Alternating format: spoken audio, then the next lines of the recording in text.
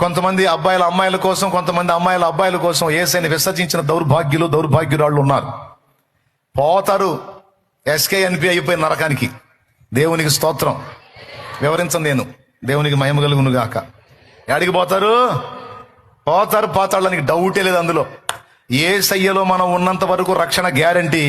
యేసును విసర్జించిన వాళ్ళకి నరకం గ్యారంటీ. తిరగలేదు ఇందులో. తెలిసి తిరస్కరించిన వాళ్ళకి మామూలుగా మోగదు. పాతాళంలో, అగ్నిలో, నరకంలో. మరే నన్ను ఆ అమ్మాయి ఇష్టపడింది సార్, ఆ అమ్మాయి యేసుప్రభుని నమ్ముకుంటే నన్ను వదిలేస్తానంది, అందుకని నేను యేసుప్రభుని వదిలేస్తాను, ఆ అమ్మాయిని పట్టుకున్నానంటే తీసుకెళ్ళింది పోరా అమ్మాయి, పరలోకం తీసుకెళ్ళిద్ది. ఆమెగా మార్గం, సత్యం, జీవం. పో దరిద్రుడా పో. ఆ ఎమ్మి పాతాళానికి పోయి, నరకానికి పోయి, నువ్వు కూడా పోరా దరిద్రుడా పో.